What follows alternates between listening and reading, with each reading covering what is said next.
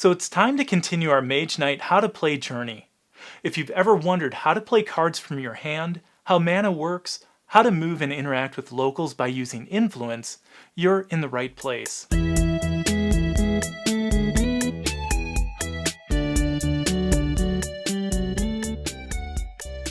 So if you've missed the first video in this series or are looking for other Mage Knight topics, you can find the playlist link in the video description and at the end of this video. Continuing where we left off from our setup, the dummy player gets to take the first turn of the game, so we'll start here. One thing I forgot to mention with setting up the dummy player for the solo game, you will also need the 10 skills shuffled in place next to the dummy player's deed deck, so we'll do that now. So you ask, what exactly is the dummy player? The dummy player is the timekeeper for solo and cooperative games that keeps the game moving along and makes it so you don't have time to lollygag. You take the dummy player's turn in your turn order, and the way it works is pretty simple. You just draw and discard 3 cards from the dummy player's deed deck on each of its turns. If the color of the last card that was drawn and discarded matches any of the crystals in the dummy player's inventory, then you continue to draw as many cards as the dummy player has crystals of that same color. And for these additional 2 cards I draw, I don't have to worry about the color of the cards.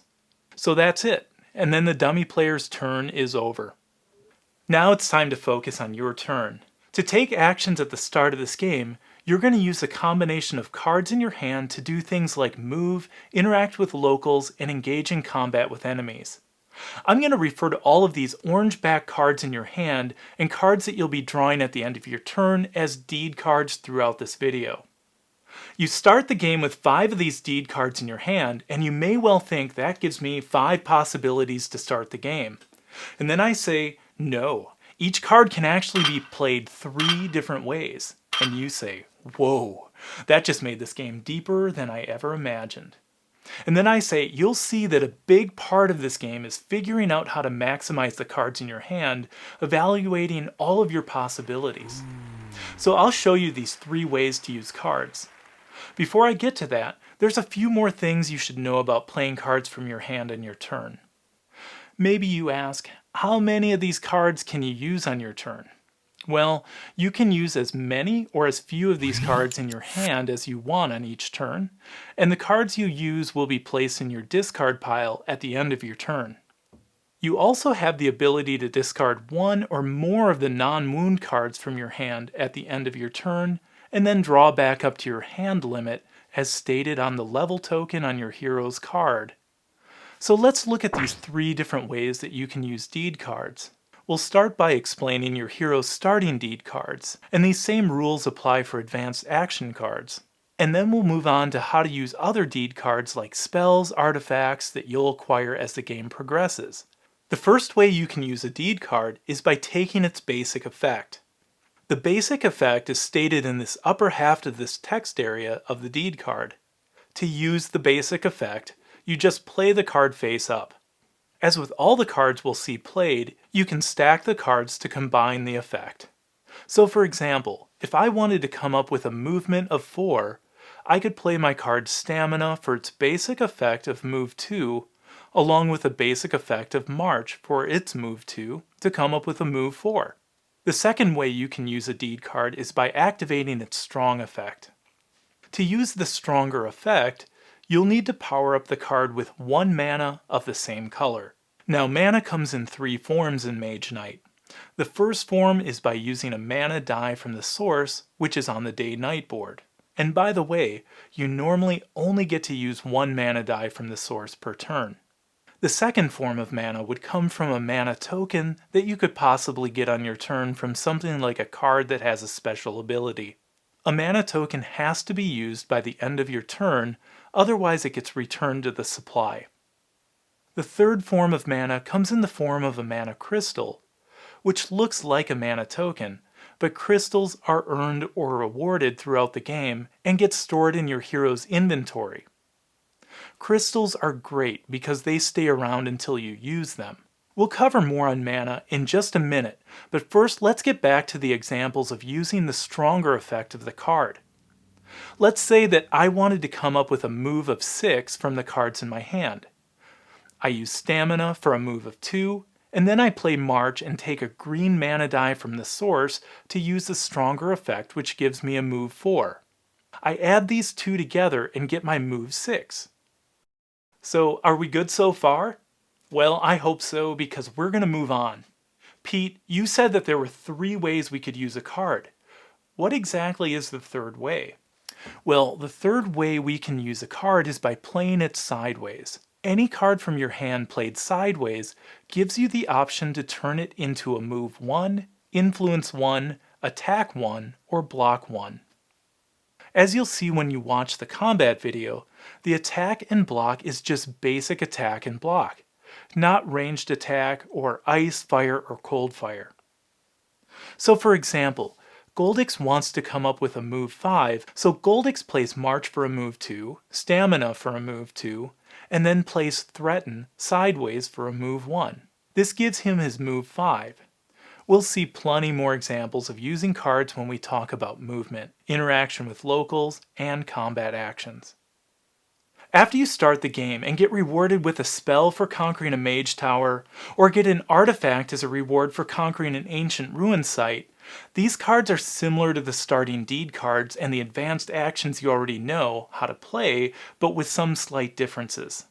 Spell cards are divided into 2 sections. The top shows the basic spell, and the bottom of this card shows the ultimate version of this spell. Now, what's a little different about spell cards is that in order to play a spell, you need to activate the spell with mana. The mana required to activate each spell is shown at the left side of each text box on these cards. Now, one more difference you have with spell cards is that you can only use the ultimate version of the spell card at night, and you'll see that the spell requires both a basic colored mana and a black mana to activate.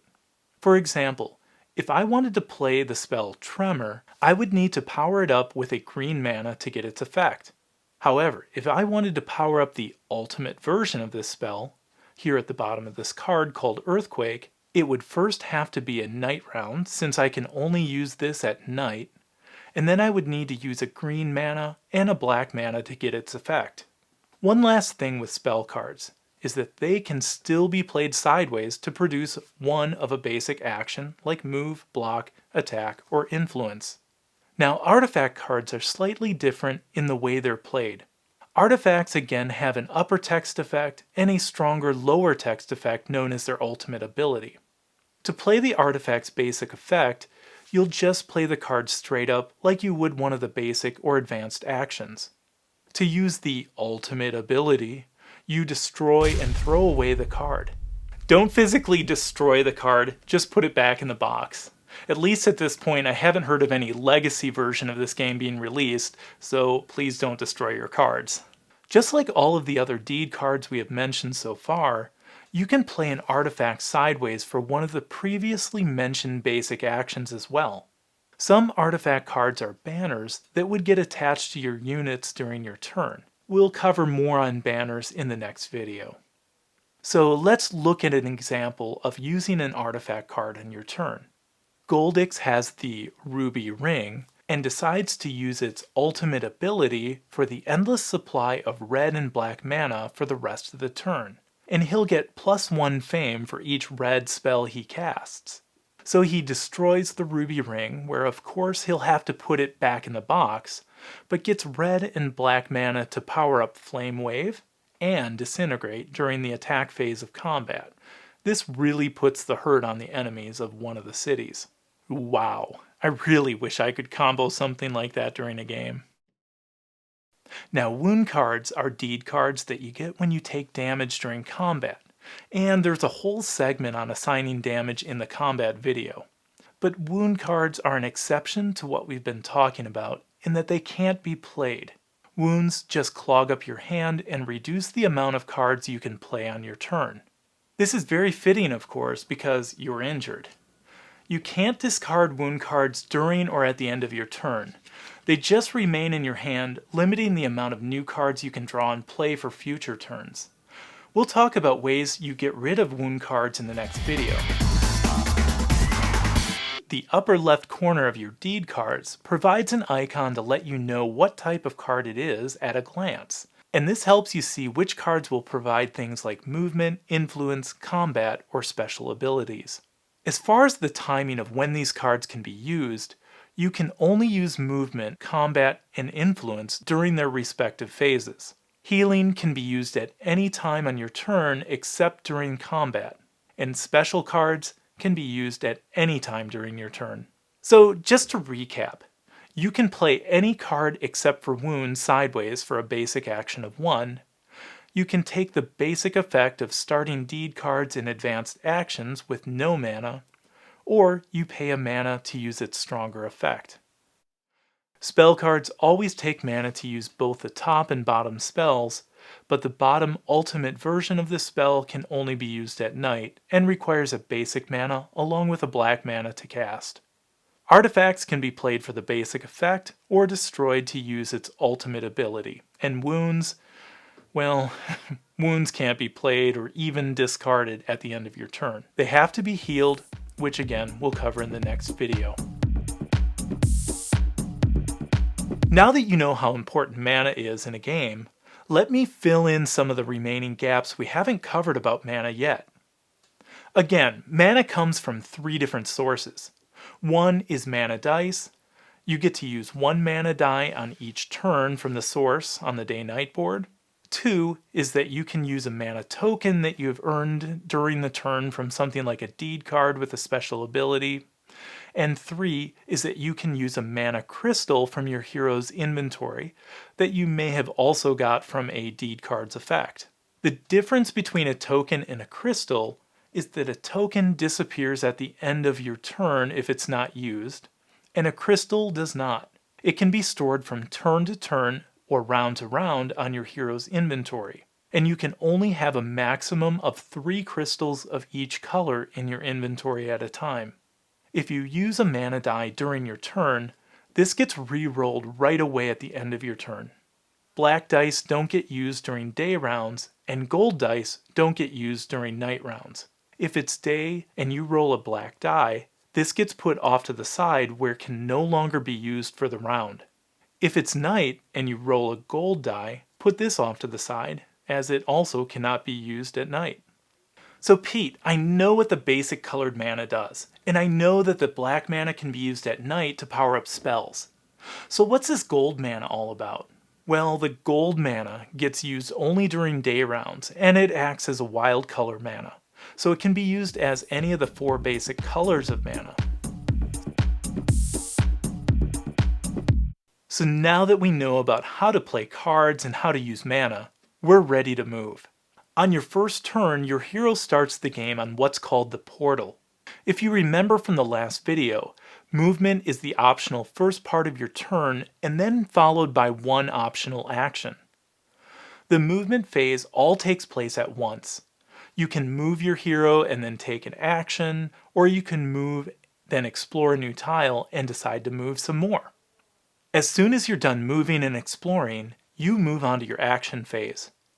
So to move in Mage Knight, usually you want to start with a destination and then see if you can get there or how close you can get there with the move that you can put together with the cards in your hand and abilities you have from units and skills. So if I look at the map, I see that there is a keep fairly close to me, and if I look at the keep site description card, it says that if I conquer it, I will lose 1 reputation. But I'll be able to recruit units from this site on future turns, and of course I'll gain the fame of whatever enemy gets revealed on this site if I beat him. That sounds like a good trade-off to me, so now I need to figure out how many move points it'll take to get there. To do this, you look at the different types of terrain you need to cross, and then refer to the day-night board to see how much each space costs to enter. You can also refer to the move cost description card for move costs as well. So we see that the plains will cost 2 points to enter, and there are 2 plain spaces to cross, so it'll cost me 4 move points to become adjacent to the keep. And by the way, that will reveal the enemy token for me since this is a day round. So if I want to enter the keep, it'll cost another 4 points since this is on a wasteland space. I think rather than using most of my cards to enter the keep on this turn, I'll just move to this space adjacent to the keep. This way I reveal both the gray enemy token in the keep and then the violet token in the Mage Tower. And next turn, I'll be able to make a pretty good decision about which one I'm ready to fight. I decide to spend the 4 points of movement, so I play Stamina and Swiftness from my hand to get their basic effect of 2 points of movement each. This gives me 4 points of movement, and I can move Goldix across the 2 plane spaces. As stated on the site description cards, this reveals the Illusionist at the Mage Tower and Swordsman at the Keep since I'm adjacent to these spaces and it's a day round. On my next turn, I decide to engage in combat with the Swordsman guarding the Keep. Well, if we look at the Day-Night board, we can see that the Wasteland space has a move cost of 4 to move into it. So I use March and power this up to use its stronger effect of move 4 with a green mana die from this source.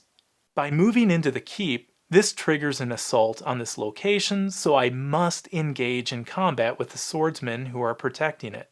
Good luck. For any of these examples which refer to combat, see the Combat Explained video. So that is all there is to moving. Here are a couple of additional things to point out about movement.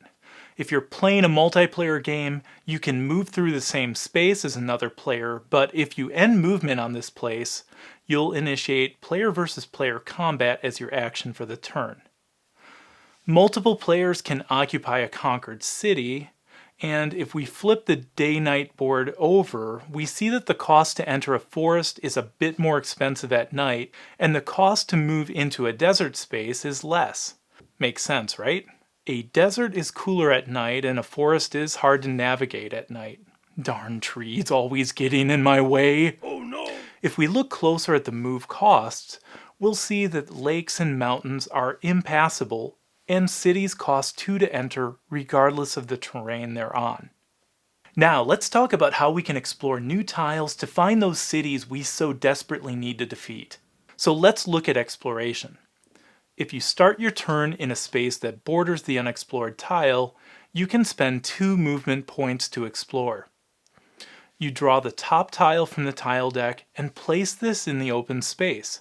Make sure to align the tile the same way we did at setup, with the number facing the same direction, and the circle and star shapes have to align as well.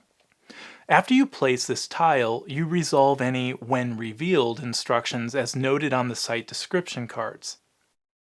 And you can then spend more move points to move into the new tile if you so wish. If you have unused move points after exploring, you may add on to these after exploring to move some more, so they're not wasted. For example, Goldix spends 6 move points to move into the hills space, so he can explore and reveal a new tile. He spends 3 of these points to move into the hills, then spends 2 more move points to explore. Goldix now has spent 5 of his 6 points, so he has 1 remaining. Goldix reveals a new tile with a marauding orc site, a mage tower site, and a village. So he places a marauding orc token face up on the site, places a violet token face down on the mage tower, and then decides he wants to move into the village so he can interact with the locals there for the 1 action on his turn. Since the village is in a plain space, he'll need 2 move points to enter. He has 1 move point he hasn't used, but will need 1 more. So Goldix plays Crystallize sideways to gain 1 move point, and then moves into the village. So what else is there to know about exploration? If you're on a space which borders 2 different unexplored tiles, announce or decide which tile you're going to explore before drawing the tile. Then place the tile. For the solo conquest, this scenario uses a wedge-shaped map, and the rules for this map state that you can't play any tiles outside of the coastline, which we looked at in the last video. When placing the greenback countryside tiles, these can go anywhere in the map shape. The only stipulation is that they have to either be touching 2 tiles or touch a tile that's touching 2 tiles. The brown core tiles are a little different. For the wedge-shaped map, these cannot be placed on any of the coastline spaces and in order to play one of these, they have to be adjacent to 2 other tiles. So to recap the main points of movement, the costs to move across different terrain are located on the day-night board or the move cost description card. An exploration costs 2 move points to explore a new tile. Now that we know how to move, what exactly are the actions we could take again? Well, we can either interact with the locals or we can engage in combat. We'll cover how you interact with the locals in this video. For combat, there's a whole video devoted to this, and I put the link in the upper right corner. The link can also be found in the description. So the purpose of interacting with the locals is to recruit units to come join your forces, buy healing points in villages and monasteries. A detail of healing will be covered in the next video. You can purchase spells from mage towers, purchase advanced actions from monasteries, and you can purchase a few different things from different colored cities. We'll start with how to interact with the locals to recruit units. Units have several abilities you can choose from when activated, and these abilities can be combined with the effects of the deed cards you play from your hand on your turn. The abilities listed on a unit card are divided by horizontal lines. These lines can be thought of like the word or, so I can either use an attack or block 3, or a ranged attack 2 when I activate this unit. To activate a unit, the unit has to be in the ready state, meaning that there are no command tokens on the unit, and the unit can't be activated if it's wounded. If the unit is ready, you announce which ability you are going to activate and place the command token on the card. This shows that the unit is spent and can no longer be activated for the round, not just the turn. Spent units, by the way, get readied at the end of the round. Units also offer something additional other than just the abilities stated in the text box on the cards. They have an armor value, so they can help with assigning damage as you can assign them wounds during combat.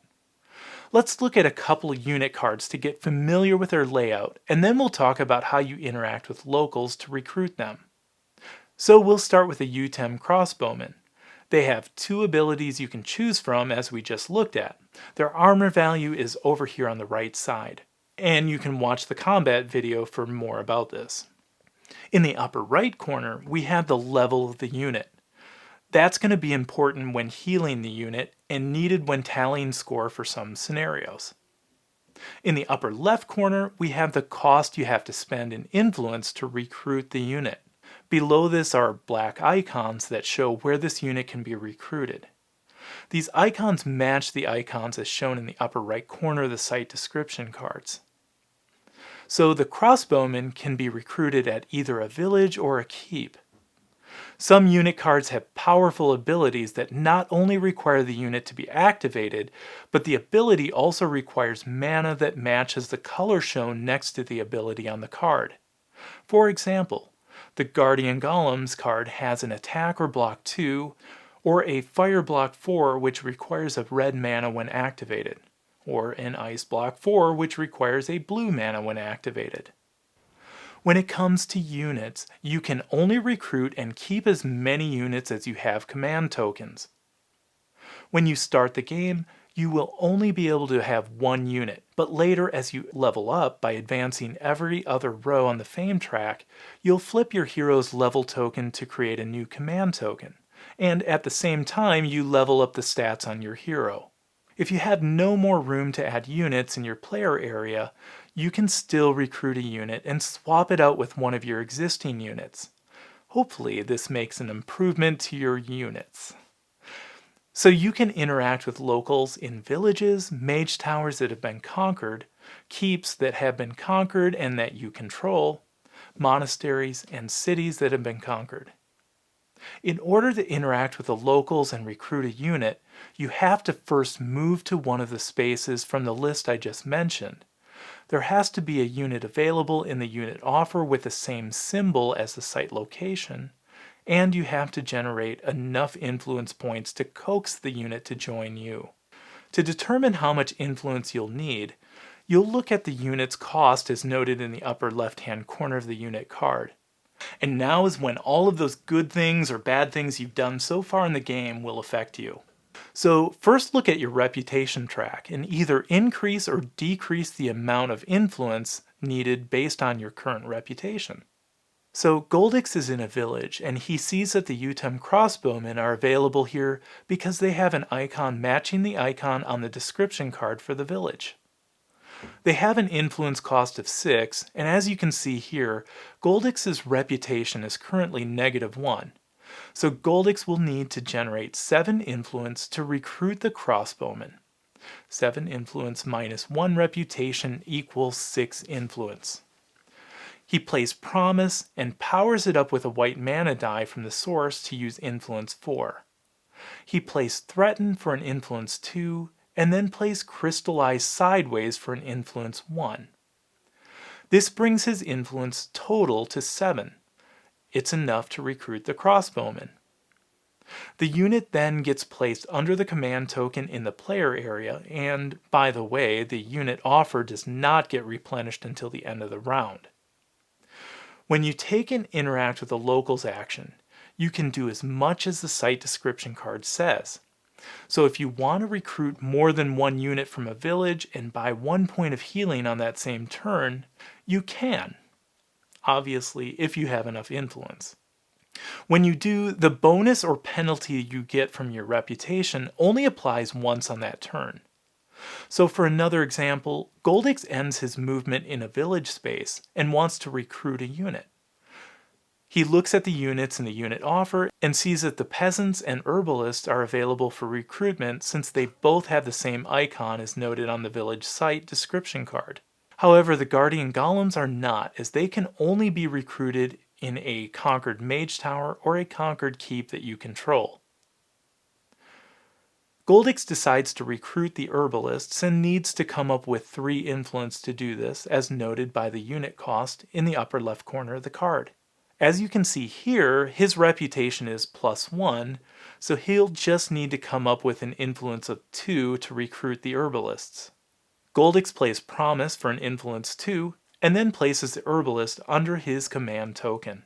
By the way, if you replaced an existing unit with a new unit, the existing unit gets removed from the game and put back in the box, and the new unit always starts in the ready state regardless if the other was wounded or spent. And that might be a good tactic to use during your games.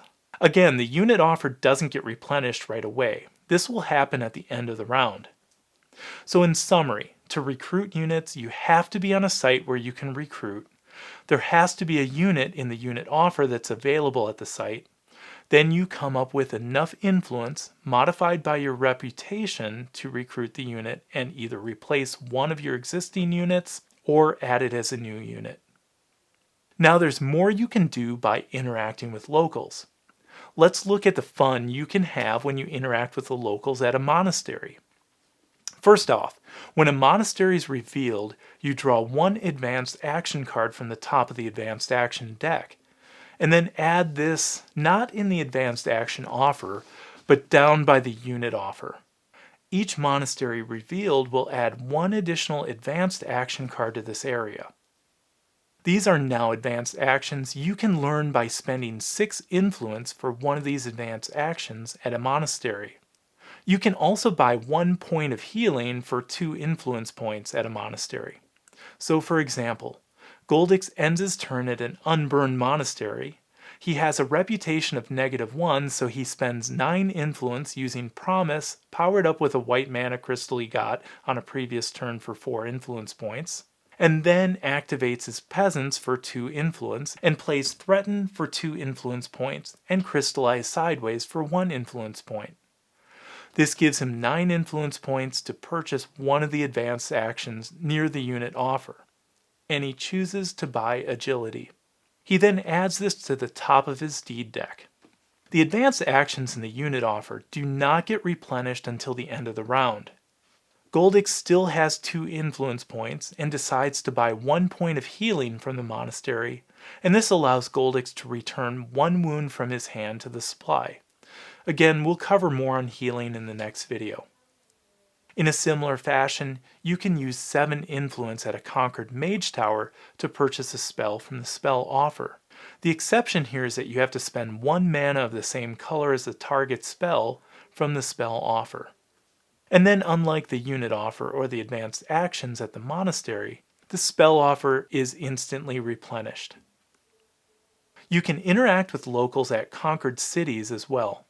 The 2 differences when interacting with locals in a city is that for each shield token of yours in the conquered city location, you get to add +1 to your influence. And each colored city has its own items for sale for influence points. The green city, you can buy an advanced action from the advanced action offer for 6 influence, or buy the top card of the advanced action deck. If you buy a card from the offer, this gets replenished immediately. The white city allows you to recruit any unit in the unit offer and add a gold elite unit to your unit offer for 2 influence. The red city allows you to buy an artifact for 12 influence, and you can add this to the top of your deed deck at the end of your turn, similar as if you were awarded this after combat. And the blue city allows you to buy spells from it just like you would from a mage tower. So now you know how to move and how to interact with locals. Like I said before, see the combat video for all things combat related. So now we move to what you do at the end of your turn. You start by re-rolling the mana die and putting it back in the source if you used the die this turn. Then return any mana tokens back to the supply. Discard all cards you played this turn. Now here's 2 sites we haven't spoke of yet.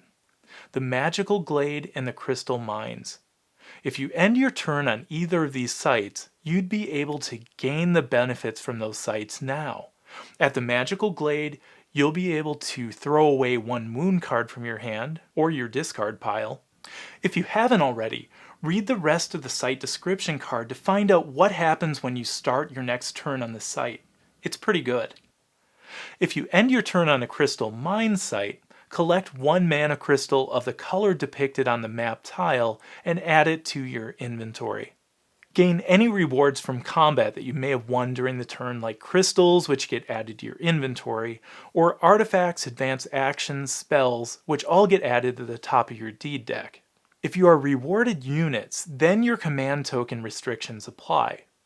If you're out of command tokens, then you either have to disband one of your current units or not take the new unit. If you're awarded fame and your shield token moved to the next row on the fame track, then you level up. When you move your shield token to a new row with a shield token, you flip the shield token on your hero card to make a new command token. This will reveal your new stats.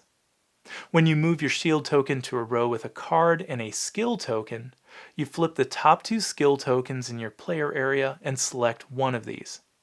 You can look at the skill description card for an idea of what these skills do. The one you select gets placed face up in your player area, and the other gets placed in what's called the common skill area. When you do this, you also draw 1 skill from the dummy player skill pile and place it in this area as well. So after you choose your skill, choose 1 card from the advanced action offer to add to the top of your deed deck. If you choose a skill from the common skill offer, then you place both of your skills in the common area, and you can only take the bottom advanced action card from the offer.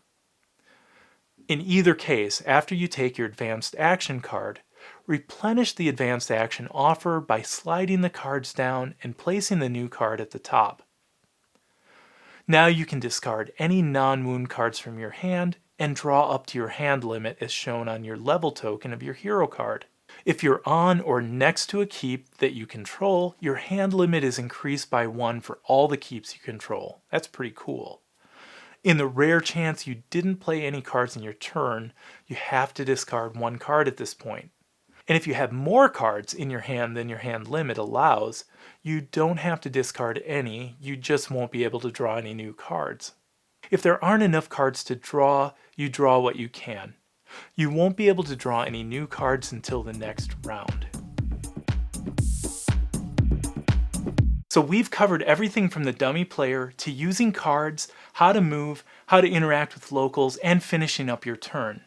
In the next video, we'll finish up with things like healing and resting, how to reset after the end of the round, we'll tie up several other loose ends, and then show how to tally up your score. I'll include this video in the playlist as soon as it's released, and I really hope these videos help you more easily learn this game. So let me know what you think in the comments, hit like if this video helped you out in any way, and hit subscribe if I'm not too annoying for you. Thanks, and we'll talk to you next time.